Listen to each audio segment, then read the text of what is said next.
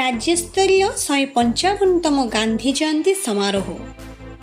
तेलेंगापेंठ गांधी स्मृति पीठरे जोगदे मान्यवर मुख्यमंत्री मोहन चरण माझी बुधवार सकाळ प्राय 10:30 समय प्रथमे कटक सदर निर्वाचन मंडलीर सीएमसी 59 नंबर वार्ड अंतर्गत तेलेंगापेंठ बजार पहुंचवा परे सेठारु कटक सदर बीजेपी पक्षरु संबर्धना दिया जाई एक विराट तिरंगा यात्रा रे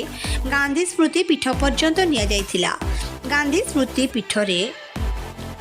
मान्यवर मुख्यमंत्री जिला प्रशासन पक्षरु आयोजित पताका उत्तोलन कार्यक्रम रे जातीय पताका उत्तोलन सह जातीय संगीत धुन परिवेषण करा जाइथिला।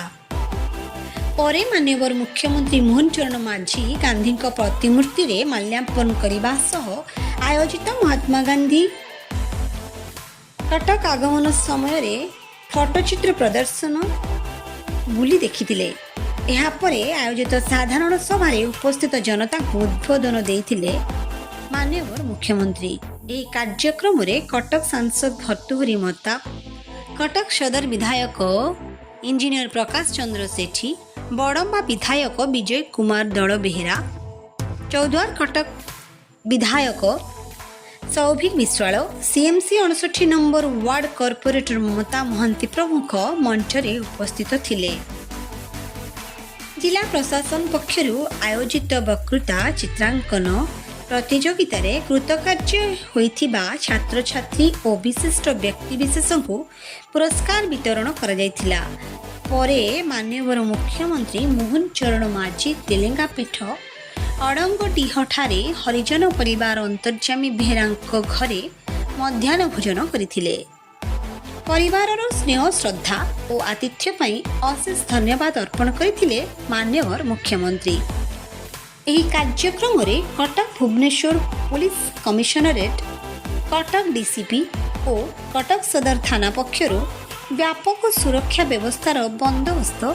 करा जाइथिला।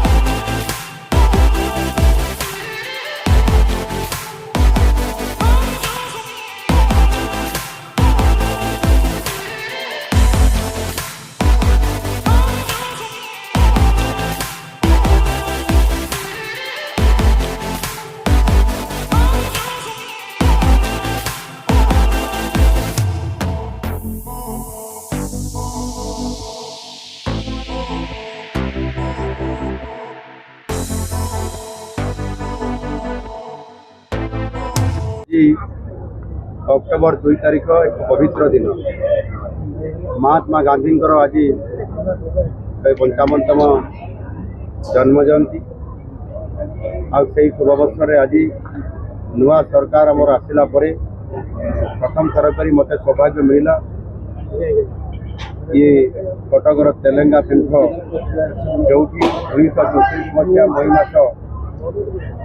16 तारिख ये सन्धार से पहुँची थे एवं ये जो बटवृक्ष मूल से शयन करते से अस्पृश्यता बाबद एवं स्वाधीनता संग्राम जो नेतृत्व से नौले पांठि जोगाड़ करवा एवं लोक मान संबोधन करवा ये समस्त कथा को एवं यही आमर जो बालीपठार संबोधन करते एक पवित्र दिन में पवित्र स्थान आज महात्मा गांधी प्रतिमूर्ति रे श्रद्धांजलि देवा पूर्वक आज मु निजक धन्य मन करुँ निश्चित भाव मु आज मोर 4.5 कोटी ओडिया को मु वार्ता देवाई चाहूँगी जे तांकर जो नीति एवं आदर्श एवं विचारधारा थिला से आधार में आम समस्त को अनुप्राणित होगापाई पड़ो ତାଙ୍କର ମୁଖ୍ୟ ଥିଲା ସେବା ମନୋଭାବ ଏବଂ ସ୍ୱଚ୍ଛତା କିଭଳି ଭାବରେ ରଖାଯାଇପାରିବ ଏବଂ ସମସ୍ତଙ୍କୁ ଭଲ ପାଇବା ଅସ୍ପୃଶ୍ୟତାକୁ ସମ୍ପୂର୍ଣ୍ଣ ଭାବରେ ଲୋପ କରିବା ଏଇ ଯେଉଁ ନିରନ୍ତର ଭାବରେ ସେ କାମ କରୁଥିଲେ ଏବଂ ସେ ନିଜେ ହିଁ ଏହାକୁ ନିଜେ ମଧ୍ୟ ସେ ପାଳନ କରୁଥିଲେ ଏବଂ କାର୍ଯ୍ୟକାରୀ ମଧ୍ୟ କରୁଥିଲେ ଏବଂ ସେଥିପାଇଁ ଅନେକ ମହାମନୀଷୀମାନେ ତାଙ୍କ ଉପରେ ବହୁତ ଗୁରୁତ୍ୱପୂର୍ଣ୍ଣ ଟିପ୍ପଣୀମାନେ ମଧ୍ୟ ଦେଇଥିଲେ। ତେଣୁ ସେଇ ମହାନ ଆତ୍ମା ଯିଏ ମହାତ୍ମା ଗାନ୍ଧୀଙ୍କର ଆଜି ଜନ୍ମଦିନରେ ନିଶ୍ଚିତ ଭାବରେ ଓଡ଼ିଶାବାସୀ ସେମାନେ ତାଙ୍କ ଆଦର୍ଶ ଅନୁପ୍ରାଣିତ ହୁଅନ୍ତୁ ଆଉ ସେଥିପାଇଁ ମୁଁ ତାଙ୍କୁ ନିଶ୍ଚିତ ଭାବରେ ନିବେଦନ କରୁଛି।